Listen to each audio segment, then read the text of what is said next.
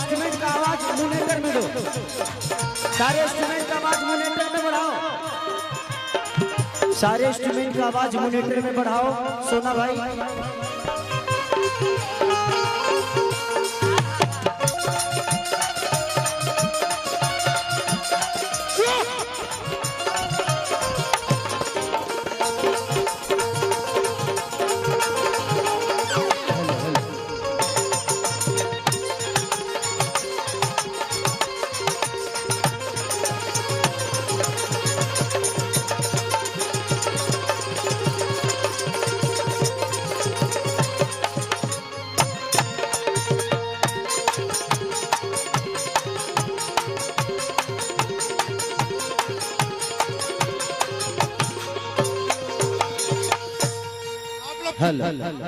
आप लोग साउंड के पास अगर ऐसे धक्का मुक्की करेंगे, कार्यक्रम खेसारी आया है और बंद हो जाएगा। तो साउंड के पास से जितने भी वॉलंटियर हैं लाठी डंडा लेकर साउंड के पास आप लोग रहिए, ताकि कोई साउंड के पास धक्का मुक्की ना करे, नहीं तो ये कार्यक्रम बंद हो जाएगा। तो साउंड के पास से लोगों को हटा दीजिए, इधर से भी और उधर से भी। मैम सबसे पहले इस नवादा के धरती को, रजौली के धरती को, जितने भी मेरे लोग हैं सबको पैर छू के प्रणाम कर रहा हूं। इतनी मोहब्बत मैंने जिंदगी में कभी कहीं किसी के लिए नहीं देखा था, जो मोहब्बत आज आप सबने खेसरिया को दे दिया। धर्मेंद्र भी आपको दिल से प्रणाम, हमारे डॉक्टर साहब, हमारे बड़े भाई छोटू छलिया, मंच पे जितने भी लोग हैं सबको सम्मान करता हूं। छोटू भैया अपना जिंदगी में हमको ये रहरी रहरी कार्यक्रम करने की है। मैं उतरा हूं वहां और रहरिये मकइये धान खेतत है से आवत नहीं। ये आपकी मोहब्बत ही है जो खेसारी को भी आने पे मजबूर कर दिया। आपने खेसारी को इतना मोहब्बत दिया कि खेसारी इस स्टेज तक आने के लिए बाइक से आना पड़ा। ये आपकी मोहब्बत है, दिल से कि ये मोहब्बत कभी कम मत करिएगा अपने बेटा के लिए, कम नहीं करें। आई लव यू भैया, बॉक्स गिरा दिया ये सब दोनों देखने। यहाँ से बॉक्स गिर गया, ये कार्यक्रम बंद हो जाएगा। यहाँ से प्लीज आप लोग वॉलंटियर जो भी लाठी डंडा लिए हैं आप लोग हटाइए, लोगों को यहाँ से हटाइए। ये नहीं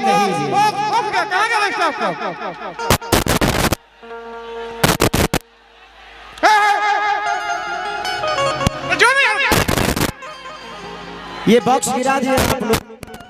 साउंड का जब बॉक्स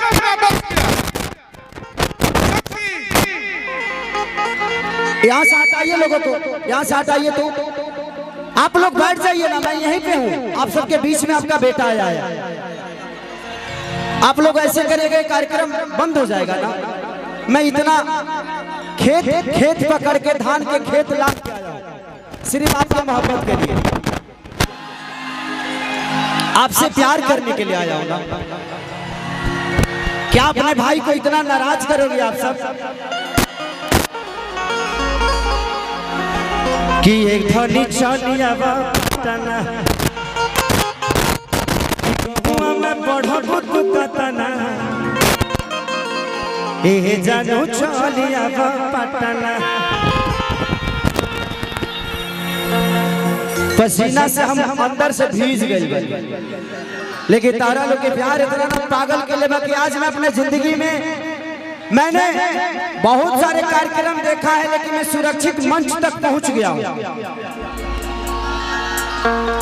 लेकिन पवन माने हमारे डॉक्टर साहब पवन भैया और हमारे छोटू भैया, हमारे धर्मेंद्र भैया, सबके दिल से प्रणाम। मंच पे जितने भी मेरे गार्जियन स्वरूप लोग हैं एक बार आशीर्वाद दे दीजिए ताली बजा के। इधर से भी सबको प्रणाम कर रहा हूं, क्योंकि सबको मिल नहीं सकता तो आप लोग वहीं से आशीर्वाद दे दीजिए अपने बेटा को। आप लोग यहाँ से साइड हो जाइए, क्योंकि लोगों को देखने में तकलीफ हो रही होगी। और यहाँ से जो साउंड गिरा है उसको फिर से रखवा दीजिए, नहीं तो प्रॉब्लम होगी, आप लोग को सुनाई देने में दिक्कत होगा। फिर से रखवा दीजिए वहाँ पे। और आप लोग वहाँ से साउंड के पास से लोगों को हटाइए, वहाँ मत रहने दीजिए। देखा बाबू, सुर देखा। आप लोग आगे से बैठ जाइए।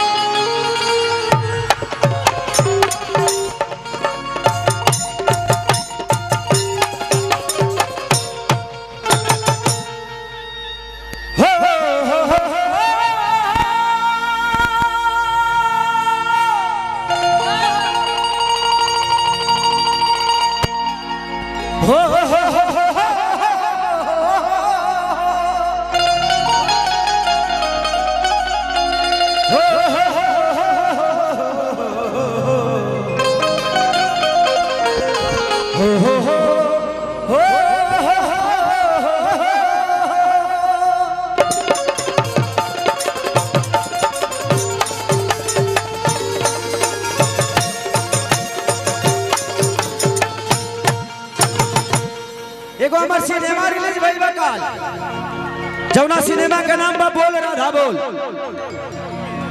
अच्छा अरे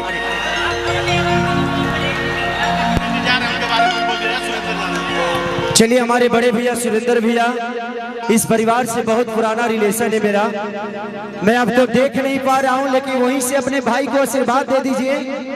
और हमने सुना ही था सुरेंद्र भैया के बारे में, और आज उनके सामने कुछ कहने का मौका मिला। कृपया कर मंत्री जी गाड़ी के आगे से भीड़ हटाइए, मंत्री जी भीड़ हटाइए। तो दिल से प्रणाम है सुरेंद्र भैया को कि हर 5 साल पे ऐसे ही मंत्रालय आपके जिम्मे रहे कि आपका छोटा भाई आकर और आपका आशीर्वाद लेकर जाए यहाँ से। बोल राधा बोल। एक गाना भी हमारा आज रिलीज हुई बा।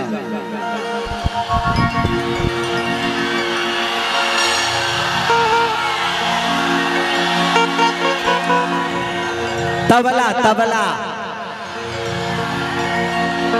उसकी हीरोइन भी फंसी हुई है, जो नम्रता मल्ला है, वो फंसी हुई है जाम में। अगर मैं चाहता हूं कि प्रशासन अगर थोड़ा सा खाली करा देगा तो नम्रता भी दिल्ली से मैंने को बुलाया था इसी कार्यक्रम के लिए। आज तबला मेरा रिलीज हुआ और आप लोगों ने इतना प्यार दिया कि वो फिर से ट्रेंडिंग में आ गया। इतना प्यार दीजिएगा कि कल वो 1 नंबर पे आ जाना चाहिए। आएगा ना? आई लव यू दिखाओ।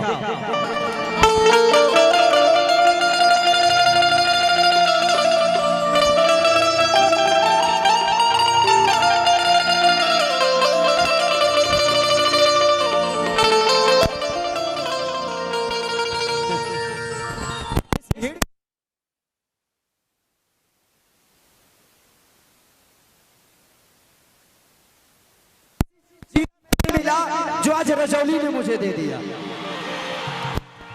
तबला का साउंड बढ़ाइए। और विक्रम भैया, दिल से प्रणाम कि आपने भी बहुत मेहनत किया है।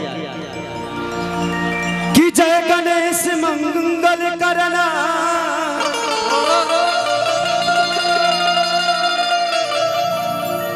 विघ्न हरा गणना,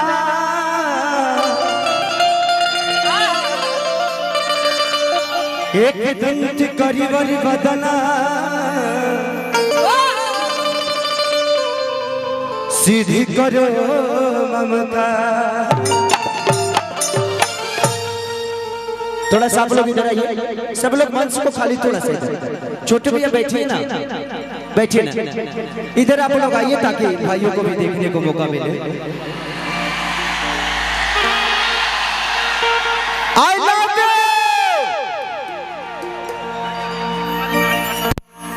मैं चाहता हूं कि थोड़ा सा आप लोग साइड दे दीजिए कि सुरेंद्र भैया की गाड़ियां निकल जाए। थोड़ा सा साइड दे दीजिए आप लोग, थोड़ा सा साइड दे दीजिए।